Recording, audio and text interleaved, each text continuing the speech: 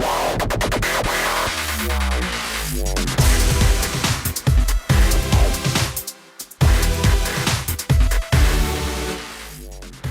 everybody, it's Thursday, February 12th, 2026. Welcome to the NFL Fantasy Football Podcast, where we don't know what to do with our hands. It's me, your man, MG Marcas Grant, joined by Michael F. Florio and LaQuan Jones. Welcome to the offseason, air quotes. I think I might have started Tuesday's show like that. But this and I think we said it wasn't the offseason. It's not the offseason until June. It sort of is, but it's not, like there's no games for a while, but there are things to talk about. I don't say there's plenty of things to talk about. I mean, let's keep it real. This is why, this is why we do the film festival at some point in the spring and summer. The fantasy combine around the corner. College players yesterday. I got some Fernando Mendoza notes I took. That's the only one so far, so don't go any deeper than the number one pick with me yet. But I started it this weck. I have definitely scrolled through several threads of prospects from like the Senior Bowl and that sort of thing. So I've at least watched visible film from people's cell phones on prospects. I can say that I've done that much. To this point in the offseason. This is when it starts, right? Like, to me, if you do it before the Super Bowl, you're just trying to impress people on social media. Like, once the Super Bowl is over and behind us, we got 2 months now to fully dive into this class. Exactly. There's a lot of time. Also, at some point, we're going to get to free agency. There's a lot of things we can get to. I mentioned on Tuesday's show, there were a handful of news stories that I held off because, we talked Super Bowl pretty much on Tuesday. So I want to go through some of those. They're of varying degrees of importance, I guess. A good number of them centered around quarterbacks, so that'll be a good chunk of the show. But I want to start with a couple of non-quarterback news items. And the first one, and I will direct this one at you, LaQuan. David Njoku says he is not re-signing with the Browns after 9 seasons with the team. So he will be playing football elsewhere. I mean, look, I would think that a guy of David Njoku's talents should not have a problem finding a home. I do love that he announced this, though. Like, he didn't sign somewhere else. He took out a page to be like, listen, Cleveland, I'm not coming back. I don't know where I'm going to be, but it's not going to be here. It ain't going to be here. You got to love when players, like, basically hit their own exit button. Like, yeah, I'm out. Peace. So thank you, whoever is available, whoever wants me. Come get me. And I do think that, he's going to get signed somewhere, and it's going to be somewhere relevant. Yeah, like but usually they wait until they sign somewhere, Like he waited until the first day possible to announce this. And he's like, hey, so now that the season's officially over, I'm out. Thanks, Cleveland. Appreciate you. I got to go. That being said, obviously the hype train for Harold Fannin has already taken off. It has left the station. If you didn't get a ticket, too bad. Not really too bad. You can still get on. But LaQuan, you being the Harold Fannin savant here on this show, is he or is he not a top 3 fantasy tight end in drafts next season? Oh, man. I want to say yes. But I'm not going to put him on that hype train yet. Like, top 5, we can have the discussion. Top 3, there's still some guys out there. The return to Tucker Kraft. I mean, honestly, we got to look at Travis Kelce, which he's on the docket. Like, what is he going to be doing? There's so many tight ends out there that can be in that top 3 conversation. I don't want to do it yet because it's Cleveland, because there's so many questions that they have. The offensive line, the quarterback position. Is Sanders going to be able to elevate this offense to Todd Monken's vision? Like, I don't know. Sanders going to be the quarterback. I mean, that too. I mean, we kind of hope, since they did the whole meeting before and they've spoken to each other, Sanders and Monken, like, I do feel like they're going into this offseason with the know of their quarterback. But again, it's Cleveland. Who's to say they don't draft another tight end? Like, we've seen Cleveland kind of put a cap on talented tight ends before, a.k.a. David Njoku, who's hitting the peace sign right now. They had Austin Hooper coming off of a great Falcons, run, but then he goes there for 2 seasons and puts a cap on David Njoku's talent. So I understand why he's hitting the exit, but I'm never going to trust, the Cleveland Browns in totality as top performers. All right. So, Florio, let's assume the top 2, Trey McBride and Brock Bowers. 3 is sort of wide open, though, at this point, right? George Kittle tore his ACL in the playoffs. He's not going to be available at the start of the season, so he's out. We don't know where Kyle Pitts is going to be playing. Is he back in Atlanta? Is he going to be somewhere else? I guess we can roll this into the Travis Kelce story, right? Because the Chiefs are they're planning to talk with Travis Kelce. They're hoping he comes back for 2026. Kelce was the tight end 3 last year, but man, this didn't feel anything like a typical Travis Kelce season. But I guess he's still in the mix as a top 3, top 5 tight end. I mean, that third spot is wide bleeping open right now. Yeah, so I think Njoku's in the running. Because, look, when we say the top 3 is wide open, it's just that third spot, like you were saying. Because we know the top 2 are going to be. For Fannin, one thing, I think, like, Monken utilized the tight ends very heavily in Baltimore. So I think that is something that goes in his favor. But then there's also, like, Colson Loveland, there's Tyler Warren, and then there's Tucker Kraft. What is his? Tucker Kraft, we're going to really decide, I think, as we get closer when we know more about his availability and how healthy that knee is and stuff. I'll say this, though. If it was me, I'm going to be ranking and taking these younger tight ends over Travis Kelce because I know Kelce finished as the tight end 3 on the season, but in points per game, like he was just ahead of Tyler Warren in his rookie year. He was behind Harold Fannin. He was behind Dallas Goedert, Kraft, Kittle, a couple others, Bowers. So like a lot of guys who were better on a per game basis, but just didn't stay healthy and stuff. Also, though, if you look at Travis Kelce's game log, right, like there were some nice spike weeks. They all had a touchdown, right? Like the yardage wasn't really there anymore.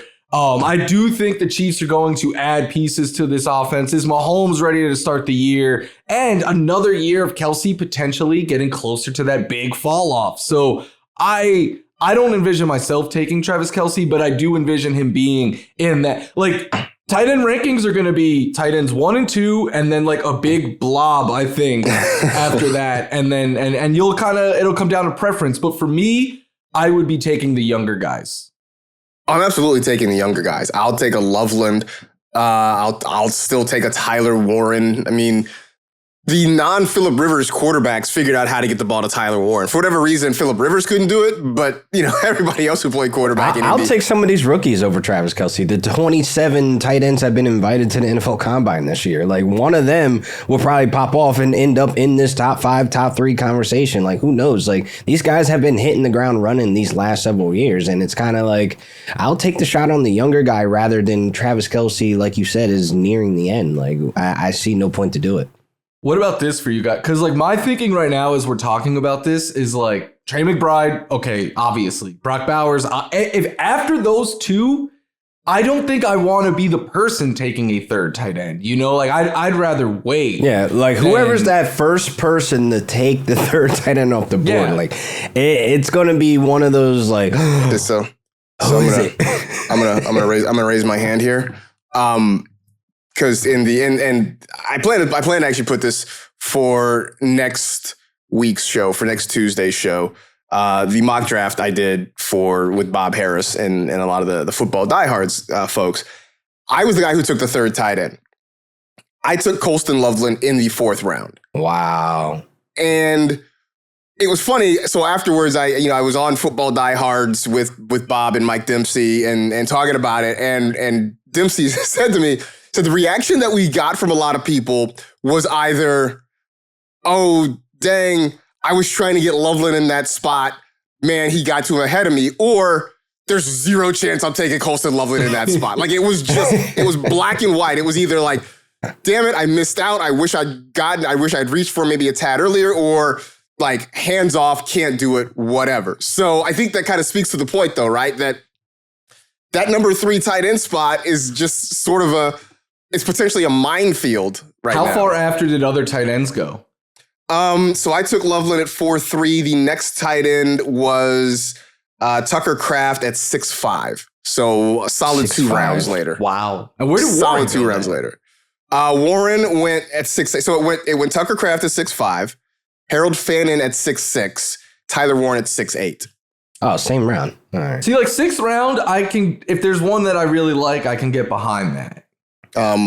So, yeah. The other thing that we didn't mention, I don't know if he's really in the running for that top 3 spot, and you talked about this before, LaQuan, was Sam Laporta, who is kind of a forgotten man with what happened this year. People sort of forgot about him. The fact that in this draft, he went in the 10th round, that was when I sort of kicked myself. I was like, that's a good value. It won't be anywhere close to that come August, but throughout the summer, right? Like when we start doing our best ball drafts now until like July, I feel like Sam Laporta is going to be my most drafted. Drew Petzing is the offensive coordinator right now. And that's what folks need to understand. He knows how to get the ball to a tight end because, Trey McBride. Like, I'm just more excited to get the value on Sam Laporta. So let's try to keep his name under wraps, not get too crazy. Because, man, you said the 10th round? Like, that's literally forgotten. Round. He'll be like a 10th rounder for much of the spring, and then it'll start climbing. And come August, he'll be in that like 6th, 7th round, I think. He'll be in the 6th, 7th round. That's still good. That's still good value. I will also say, and look, it's early, so this isn't necessarily a criticism, but when you're doing a mock draft on another platform, let's say it rhymes with sleeper, that the draft ranks are a little skewed right now. Like you kind of have to do some finagling to kind of get the names in an order that sort of makes sense. So it's probably also a case where Laporta's name is probably buried way, way down. And unless you're doing a lot of scrolling, you probably forgot about it because you probably either drafted your tight end or whatever. So I like drafting like that. It shows, some people it forces you to pay attention. Forget about that guy. Yeah, it forces you to pay attention. It does. It forces you to pay attention. So anyway, I feel like this is not going to be the last time we talk about the tight end position between now and, the summer. So it's going to be interesting for sure. This was a story that popped up, and I stared at the headline for a good long while and just did a double take. This, based on a report from our insiders, right? So, Ian Rappaport, Tom Pelissero, Mike Garafolo, the Cowboys could trade George Pickens after placing the franchise tag on him. I see you shaking your head, Florio, because I was like, what? I mean, would the Cowboys actually do this? We didn't think they'd trade Micah Parsons, and now Micah Parsons collects his mail in Green Bay, Wisconsin. Would they actually do this? I'm not going to rule it out because it is very tough to pay Dak what Dak is getting paid, CD, and then also add, the Bengals are kind of struggling with that right now, and it hurts the rest of your roster. So I'm not going to say there's a 0% chance that could happen. But the thing to remember from now until mid-March is it is negotiation season, right? And agents and teams, and they know we could just say this on TV or feed it to someone on TV, and now it becomes a talking point. And the fan base is going to be clamoring, you got to keep Pickens, and it's all a public negotiation. I take everything I hear this time of year with a huge grain of salt because, I think the most likely scenario is they franchise him and he plays this year on the franchise tag because you don't have to invest long term. But yeah, I'm not until he's wearing a different team's uniform. I'm operating as if George Pickens is going to be a Cowboy again next year. I mean, it would make too much sense. He was so good for them this year, and especially when they had to play a long stretch without CeeDee Lamb. George Pickens was lights out. I mean, was a bona fide top flight fantasy wide receiver. In fact, where did he finish this year? He finished as the wide receiver 5 overall. So, I mean, he was amazing. And that was with a bad finish. That was with a bad finish. Let's just game this out, right? Let's just say Jerry goes full Jerry on this thing and decides to trade him away, LaQuan. Is that good or bad for CeeDee Lamb? It's bad for Dak. Can I say that? Because it doesn't matter for CD. We've seen him as the guy. Of course, it's good, but he was actually good with George Pickens as well. They both played well, but that would be bad for Dak. Dak will be down to basically one alpha wide receiver, one reliable target that he can face week to week. And then when he's injured, he's not there. it's terrible Cowboys offense. Like, we're not getting much out of that offense out of Dak without CeeDee Lamb. And again, it all comes down to health. When I look at it as like, if Jerry's this up and Pickens ends up getting traded off the franchise tag, you're back to square one. Like, it's not your year, Cowboys fan. This isn't the year you guys are going to the Super Bowl because you keep removing key pieces to make the formula to get there. Like, it just wouldn't make sense. Like, I like Florio said, like, this is just, some of the times like where it's dead news and there's not much out there. Like, this feels like something that we're going to be talking about until, we get a final say of like, he's franchise tag. Is he going to play on it? Like, we have a month until free agency really kicks off. So I get the clamor and I get the news and all that stuff, but this wouldn't really change anything fantasy wise for CD. Like, CD is still a top 5 wide receiver in the conversation. When we talk about the top 5 wide receivers, like Pickens could be right there. I actually think this past year was pretty disappointing for CeeDee Lamb. Like, I know he missed time and that hurts the totals, but his yards per game was the lowest it's been since his second year. Only 3 touchdowns. Like, I think I expected a lot better because I was like, now there's more defensive attention. CD could play in the slot more. But Pickens was so dominant at times that it actually did eat off. Like, I was like, no, they'll be fine. It did eat off of CD's played a good bit. In the Fantasy Live League, I had the number 1 pick. I took CeeDee Lamb because we drafted just after the Micah Parsons trade, right? And there was the whole like, hey, there's no Micah Parsons. This defense is going to be bad.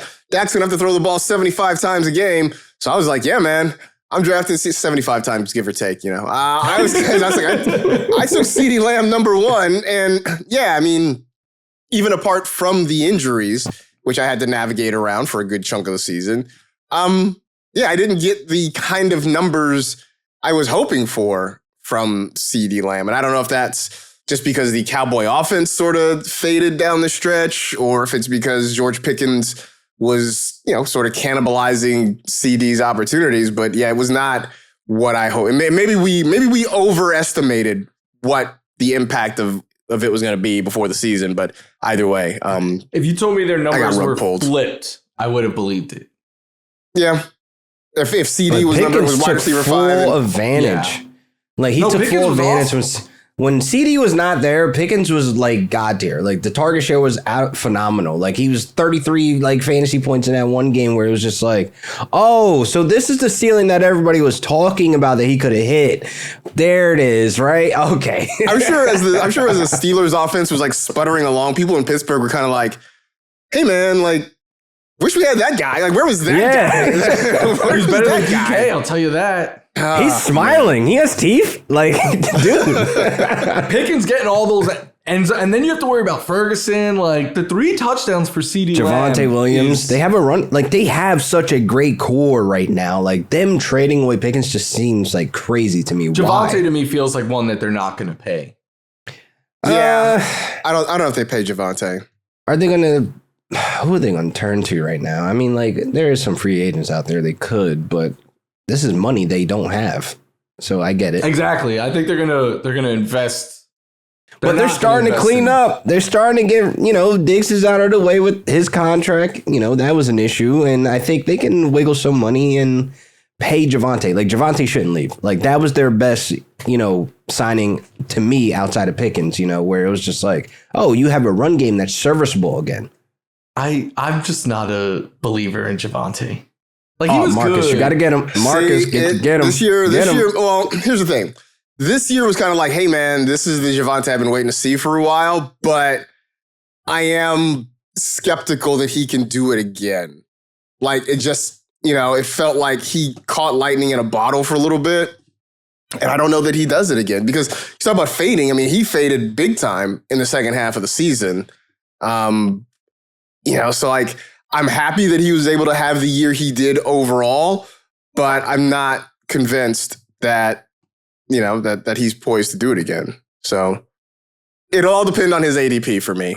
Like, where he goes. The thing is, it's not a great. Apparently, I've only watched Mendoza, so I'm not going to speak on the draft class, but from what I've read, it's not a great draft class running back wise. Yeah. And free agent wise, it's not either. I mean, there's some guys out there, but if you're not going to pay, they don't have money. Like a Kenneth Walker. Exactly. So, like, hey, Kenneth Najee Harris. Maybe? Gainwell in Dallas? Oh, yeah, I'm all in on that. All in on that. I don't know if I'm Seattle. I'm not letting Kenneth Walker leave the building. There's no chance. Did you see apparently he was negotiating at the parade? Yeah. Like, okay. He's just hold up the Super Bowl MVP. Be like, you like this, right? Why go get your money? Yeah. Why let it leave? Go get your money. So a lot of the news as we have started the non-football playing portion of the NFL season. Early on, it's centered around quarterbacks. I guess not really a surprise. Florio, you talked about this. This is sort of, negotiate through the media kind of season. And it works both ways. It works for players. It works for teams as well. A couple of teams, not surprisingly, planning to move on from their longtime quarterbacks. The Cardinals say they are likely to move on from Kyler Murray. The Dolphins expected to move on from Tua Tagovailoa, whether that is a trade or a release. Now, the Cardinals have the number 3 pick. They also have $42 million in cap space. The Dolphins have the number 11 pick, but they are $23 million over the salary cap right now. I've asked this before. Michael or Florio, I will ask you again. Tua for Kyler, who says no? If I'm the Cardinals, I'm saying no. I'm like, if I'm going to get out from this, I want to get out from this, Like, I'll cut Kyler, I'll eat the money this year, and I'll kind of reset it. I know you could do that with Tua, but Tua, down the stretch last year, he was not looking like he is a starting caliber quarterback in the NFL. I would rather, I know there's another question on the rundown, but I would rather try to run it back with Jacoby and add someone younger, whether that is you sign someone, more than likely, I imagine it would be through the draft. They do have the number 3 pick, like you said. I don't know if there's a QB prospect that they're going to like enough to take there, but you don't have to go that route, right? Like we saw the Saints take Tyler Shuck in the 2nd round last year and turn it over to him. We've seen, the Browns got Shador late, but we're seeing teams, I think, get a little bit smarter in recent years and being like, if we're not in love with a quarterback, we're not going to take him just because, we need a quarterback. So I think you could go into this year with Jacoby, maybe a round 2 quarterback, something like that.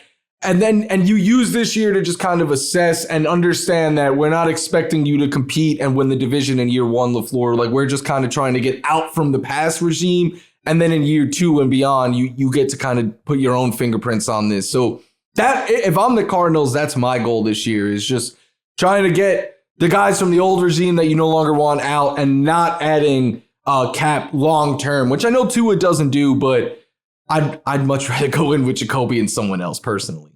I think that's probably the path that happens for them. Because I'm looking at the quarterback draft prospects, right? It's Fernando Mendoza, who's a clear-cut number 1 in this class. And based on early mock drafts, mind you, it is mid-February, but early mock drafts suggest he's the only quarterback that's probably going in round 1. After that, you've got Ty Simpson at Alabama. You've got Trinidad Chambliss at Ole Miss, Garrett Nussmeier down at LSU. These are all guys, Carson Beck at Miami. These are all guys who are, I think, sort of projects and who, I think for most of them, the ceiling is probably, solid backup, maybe kind of journeyman starter at most for either of these guys. So maybe it is. Maybe it's hey, we go with Jacoby Brissett, we bring somebody in, see how much we can develop them in a year or two, and then turn them loose to see if that's the guy. And look, and if it's not, we come back in 2027 and we draft another quarterback if we're bad again. Marcus, 10 years ago, some of those guys you named, they would have won in the first round. Yeah. Look, and there's still a chance. We know how the hype machine works, right? We know how the draft industrial complex operates.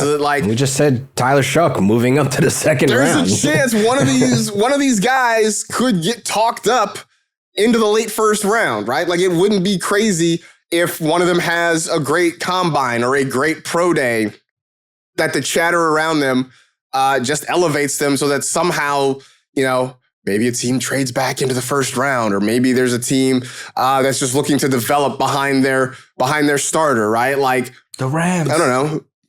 You know what? I was gonna say, hey, look, we need a corner. you got 2 picks. You have 2 picks in the 1st round. One is going to Lemon. And the other one should be a corner. Little buddy foo-foo. You can take a corner with one, and then you can take I don't want us touching a quarterback this year, man. Like, I want all the focus to be in all the holes that we have, but that's a whole different conversation. I mean, I know it's a different conversation, but at some point, you guys do have to address the quarterback situation, right? I mean, eventually, because Stetson Bennett is older than Matthew Stafford, so like you can't have him out there. I don't think you really want. I don't think you want James Richard Garoppolo running the show for your squad. No, but we'll let you guys have Mac Jones for another year, and then that'll be my vote. And bring them all over. Right, whatever. We'll see. But let's say that Jacoby Brissett is going to be the week 1 starter, right? That he's the guy they're rolling with. I mean, LaQuan, can he duplicate what he did this past year? I mean, he averaged 16 points per game, like 16 and a half points per game, something like that. 16.2, I guess. But, down the stretch, he kind of turned back into what he's always been, right? A journeyman guy, a guy who's been a career backup mostly. Like, it feels like that hot streak he had was sort of it was a circumstance, that he took advantage of a circumstance. Like, I don't know if I feel comfortable drafting Jacoby Brissett if he's their starter for 17 games. No, I don't. Like, if it is Jacoby Brissett, like, I don't want to take away from that him being a journeyman and then, him going to the Colts. You remember that? He was a serviceable quarterback. That's kind of just what he is. Like, I don't know if we get that same production fantasy-wise from him, especially with Drew Petzing out of the building. Like, we are seeing an entire coaching staff getting overhauled. Mike LaFleur might want to run something a little bit more modern. And I think, honestly, I'm surprised Florio didn't say his name, Malik Willis. I mean, be aggressive and go get that guy, move the pocket around. Like, I know Mike LaFleur wants to do a lot. For him.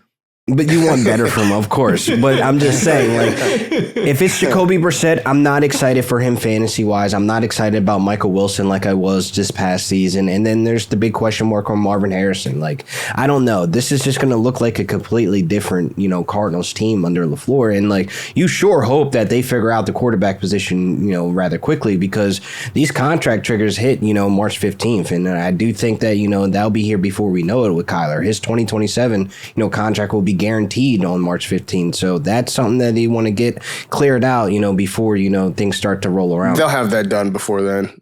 No, I'm sure you sure hope. I'm sure because if no team is biting, then they're going to have to cut. They're going to get cut and eating money. I mean, that's not something you want a first-time head coach that you're bringing in and then has to basically reshuffle this entire roster because the money ain't right, True. But I would also think, when you decided to sign on to that job, you had to know what the options were, like you had to know that that's a possibility. Like, yeah, you don't want that to be the ultimate, decision, but you had to understand that that's in the range of outcomes. It's not even a guarantee that Kyler gets, traded or anything like that because himself said that they're all, reevaluating, revisiting conversations about Kyler. Like, that's something like you would say, obviously as coach speak, but I think that's real. I think that's one of those things that he needs to look at the offense he wants to run, the pieces he has around it, and see what Kyler is about. Like, where's his head at right now, mentally? I was gonna say, do the A's need help in the outfield? But no, I think the A's have their outfield set right now. I was like, what are the options for Kyler? But maybe he can show up in Did you Mesa. Really just look that up? Yeah, I'm really looking it up. I mean, look, the A's got some bats all of a sudden. I mean, they brought in Jeff McNeil. Tyler Soderstrom showed that he can play a little bit. Lawrence Butler's a really good center fielder. Brent Rooker can swing it a little bit. So, I mean, the A's got some dudes in the outfield right now. Like, I don't think Kyler breaks in. If anything, I don't know if he's starting the year in, like, I don't know, Ogden or something and trying to work his way up. I don't know what's going to happen for Kyler. You're tripping. If they waive Kyler, I think there's an easy argument that he is the best quarterback because Daniel Jones is going to stay with the Colts. Like, they've already reported that the two sides are negotiating a long-term Riley deal Leonard. But maybe to start the year. But after that, right? Like, Kyler Murray, I mean, look, I love Malik Willis, but he's unproven, whereas Kyler, you kind of know what you're getting with Kyler. So I think he'd probably be the number one for a team that thinks, if Mike Tomlin was still the head coach of the Steelers, that's an easy one where they're like, oh, if you get me that guy, I could get us to 9-7 and get us in the playoffs, So I do think Kyler will have a market, but it just depends where. But Malik Willis, don't go to Arizona. That's all I got to say. So the other side of this, though, and actually, maybe the brothers. Who knows? That's true, huh? Anyway, on the Cardinals side, we talk about, okay, do they roll with Jacoby Brissett and maybe draft a young guy, develop, whatever. On the Miami side, you have a young guy that you haven't really tried to develop yet. I mean, Florio, is this Quinn Ewers season now? I really hope not. Look, no disrespect to him. That was super disrespectful. I know. I understand that.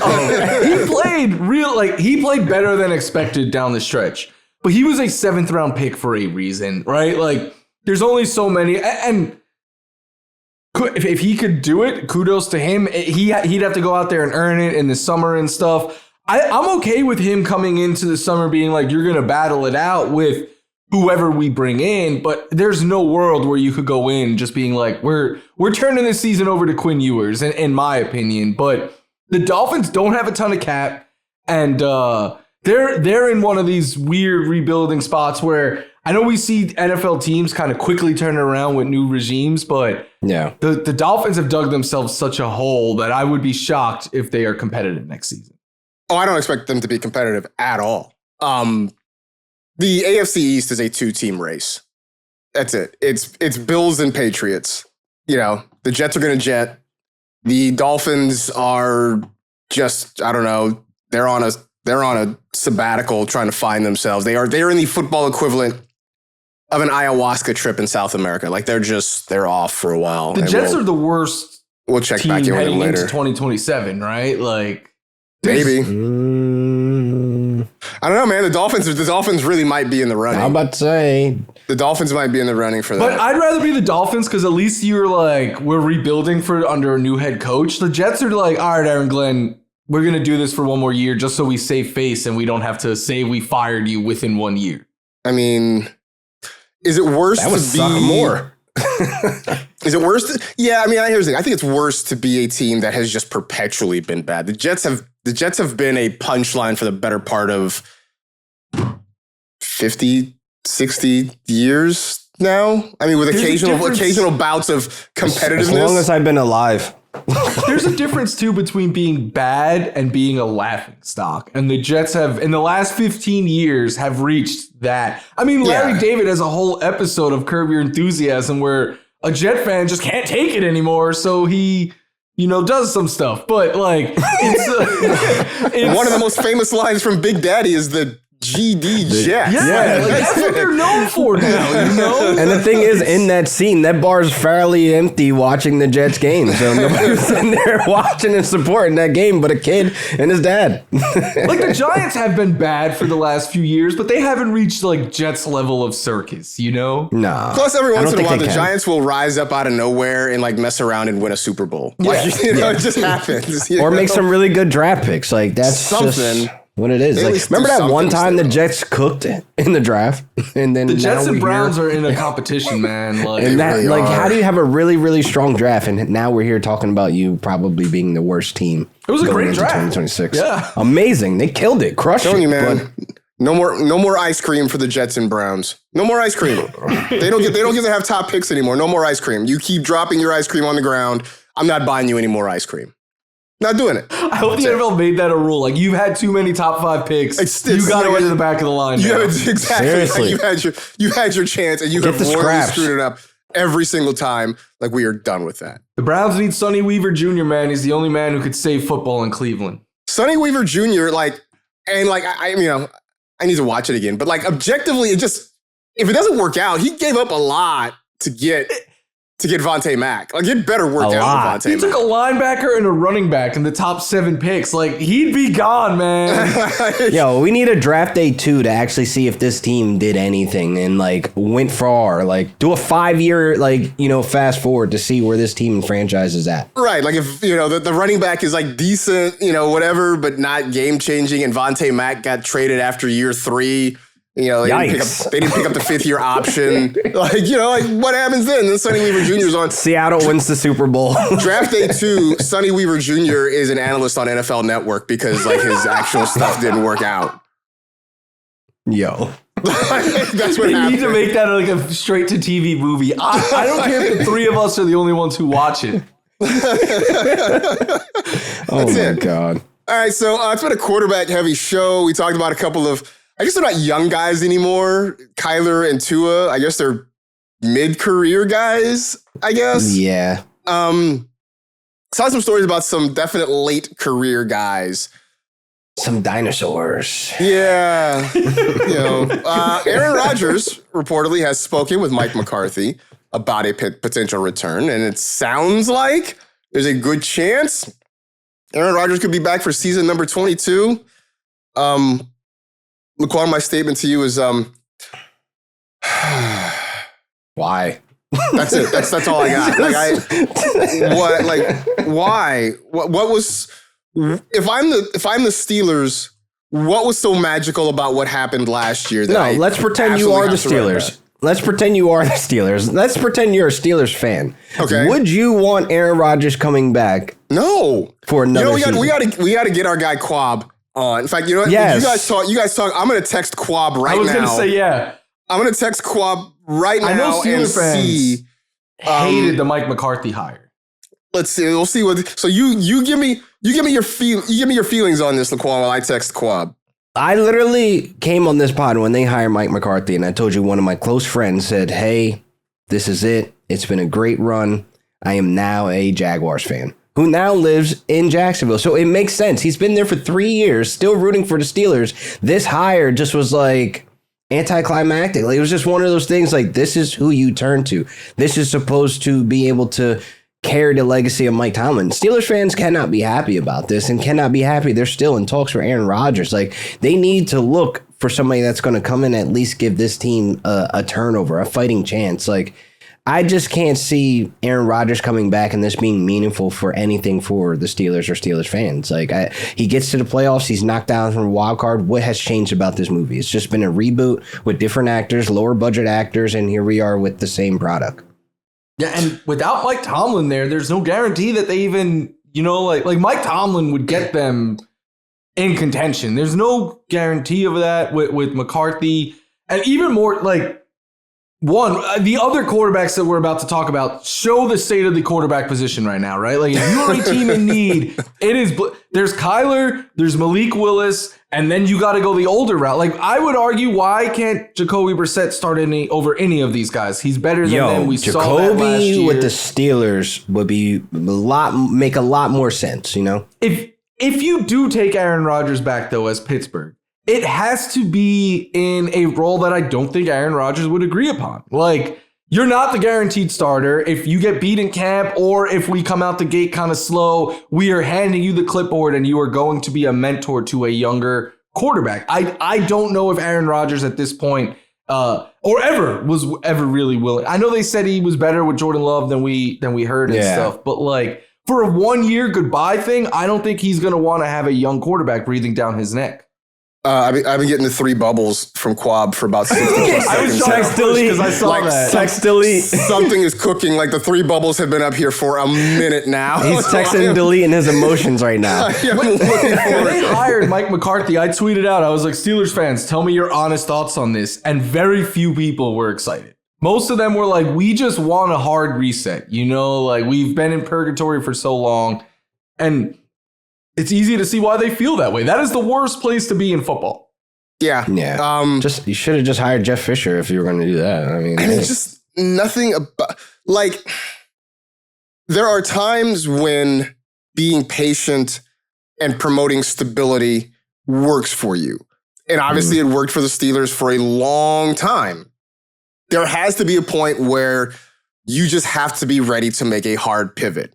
And it doesn't seem like they're ready to. The bubbles just went away. I think he got too angry. The bubbles just went away. Speaking of Quablon in season, he was not a fan of Aaron Rodgers last year. Not a fan of Aaron Rodgers in season. He might have had to go, count to 10 or something and walk. The bubbles are back. The bubbles are back. I'm going to ask him a follow-up, though, because, who do you want to be your quarterback? It can't be Will Howard, right? That's the problem. That's sort of the problem that the Steelers are in right now, though, is that, Aaron Rodgers obviously isn't the answer, but there's also no easy answer. But look, maybe it is. Maybe it's Will Howard. Maybe that helps you get closer to bottoming out. I would rather go get the guy. I would rather go backwards. Mason Rudolph? I would go Russell Wilson. I would go Justin Fields. I would start ringing those phones because Howard. But the problem is, I feel like those names you mentioned win you too many games to really truly be bad. Right? But you still want to put butts in the seats. You're the Steelers, but you're the no. But I say that I know it feels sort of trite, but you are the Pittsburgh Steelers, right? You have one of the most diehard, long-standing, loyal fan bases in the NFL, right? This is not, this isn't pick the Jaguars or the Titans or anything like that, right? Where having success is, the Chargers, right? Where having success is sort of necessary to you filling the stadium. The Steelers at this point, they are locked in, and Steelers fans understand what's happening. Okay, so here's the answer, by the way. I said, the question was, we're talking about Aaron Rodgers on the pod today. Quab, would you want him back? The response from Quab Ajamang, our producer and friend, I don't, but I guess we'd be competitive again. I prefer they try out Will Howard, and if he's bad, we get a high draft pick, so a win-win. Also, wouldn't be mad at Kyler. I like him better than a lot of people do. Kyler, to me, is the one that I think makes the most sense in Pittsburgh. But again, does Kyler get you to where you need to be, or does Kyler keep you in football purgatory? And I think it's the latter. Probably I think he keeps you. I think he keeps you. I think Kyler gets you 10-7 and probably bounced in the first round again. That doesn't do anything for you.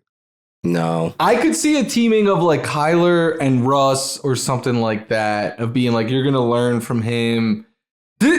I know we're talking about starters and stuff. It's going to be I think even more interesting than the starters, because there's only going to be a couple of them, is where do these guys end up? And is Russ still trying to compete? Is Kirk Cousins still trying to compete? Justin Fields, where does he end up? The backup quarterback market, I think, is going to be really interesting this offseason.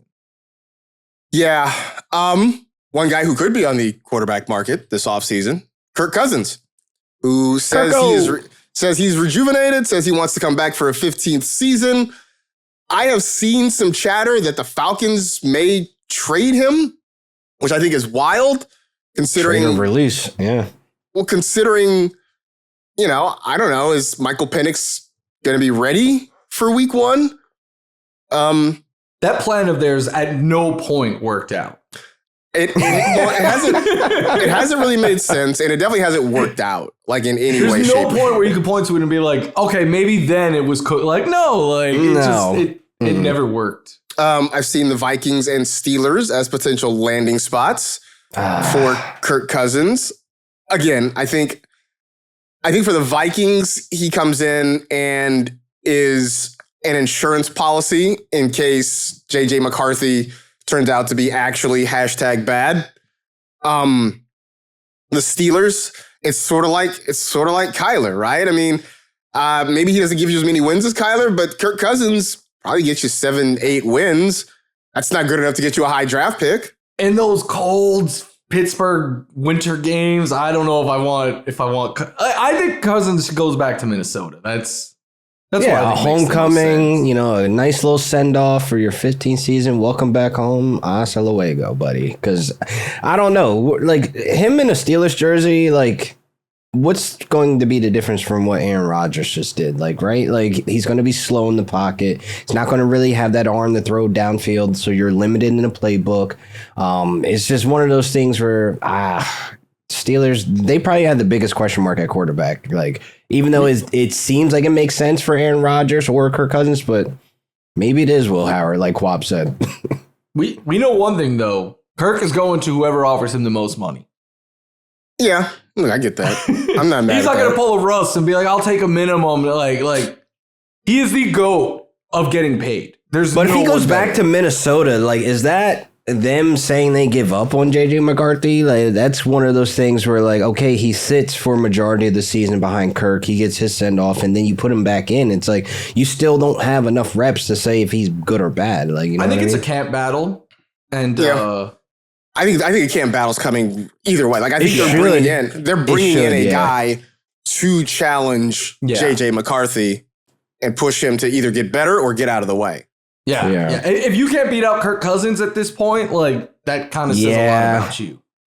Mm-hmm. But back on the Atlanta side, what does this mean, right? Because, you know, Michael Penix Jr. tore his ACL in week 11. So, I mean, maybe he's ready for week 1. That seems doubtful, but also, I mean, he has a lengthy injury history at this point, right? Going back to a couple of injuries he had in college and getting hurt in the NFL now. Like, what does this mean for, like, if I'm Kyle Pitts and I'm looking at this and like, hey, you're talking about getting rid of Kirk Cousins. Penix might not be ready. I know, you know, me and Michael Penix are golf buddies or whatever, but like, if I'm Kyle Pitts, like, I gotta go. I can't, right? He might pull a David Njoku. New head coach, no clarity at quarterback. Like, hey, appreciate you, Falcons. Love the city of Atlanta. I got to be moving on right now. On. It's the same two names, but like, I think Kyler or Malik Willis would be a lot of fun there, but the Falcons probably don't want to completely write off Michael Penix. So I envision them being in this old like, is it Russ? Is it Cousins? Well, it won't be Cousins, but like one of these older backup quarterbacks that you could paint yourself a picture the first month if he has to start, if Penix isn't ready or something like that, or if there's a competition. Like, to me, that makes a lot of sense. But yeah, I for one, do not feel good about the Falcons outside of Bijan. Like, I know everyone loves Drake London, and I love him as a talent, but it's not a pretty situation there right now. Could the right quarterback be Derek Carr? Who says he could possibly unretire for 2026 I don't think he found the right situation? Yes, it is. I'm handing this question off to you. I want to hear what you have to say. I have been anti-Derek Carr for a while now. You've been pretty critical. If you listen to the pod, you know this goes back to the Raiders. For sure. But I don't know. Like, I know people look back at his last year with the Saints and they're like, well, he ended really hot. And I'm like, yeah, he did. But like, it was a high touchdown rate. But besides that, like, it kind of was who Carr always is. And like, now a year removed, he's what, 35 or going to be 35 next month. I have a lot of I would not want Derek Carr to be my unquestioned starter coming into week 1. Like, if it's him versus Penix in a camp battle, I think that's cool. And I think that's something the Falcons should entertain. But I think the days are behind us of like, Derek Carr is a franchise quarterback. And I know Derek Carr kind of still thinks he is, and he's going to want Derek Carr to Pittsburgh, to me, actually, as I'm talking right now, I'm like, that's one that makes a lot of sense, right? Because both are delusional enough to be like, this will work. And I don't see it, but maybe is that the perfect situation for him? Because I'm pretty sure he doesn't want to have something like New Orleans all over again. Like, I'm thinking he wants to be plugged and play somewhere, maybe like the Cardinals. Like, again, come on. You know what this is? You know what? The Cardinals is not a terrible option. We'll see Derek Carr in a Cardinals jersey and be like, oh, I forgot he was a Cardinal. when people are doing these social media threads of like cursed jerseys or like you know guys you forgot that played for certain teams, like the Derek Carr, you know, the red 4 or whatever is going to be like, oh yeah, that did happen, huh? That was weird. Yeah, I mean, Torrey Hole in the Jaguars jersey, that was kind of weird. Yeah, man. I mean, I was going with Jerry Rice in the Broncos jersey. I'm like, that just doesn't look right. I didn't know that existed until you said that. I don't think he ever played. I think he showed up in training camp for the Broncos. Training camp and practice squads, that counts. Yeah, no, there are actual photos of him wearing a Broncos jersey, and it just doesn't look right. AP as a Seahawk is one that always is my go-to of like, Because he played like 2 games, but there's a ton of LQ. If you were a baseball guy, I could literally name baseball players who played for random teams for hours. Like, it's such a fun sport to do it with. Like Ken Griffey Jr., the White Sox. Like, I mean, insane. Mike Piazza should have gone in the Hall of Fame as a Marlin, even though he literally played for the Marlins for a week. One week. There was a month where Manny was just going around the AL East. Like, he was a Ray for a bit. He was an Oriole for a bit. Like, oh man. So yeah, I don't know that there's an easy fit for Derek Carr. This feels like one of those things. It's just like him floating it out there, seeing if maybe it draws any interest. And, you know, like, he just watched Phillip Rivers come off the couch. But not off the couch, but, you know.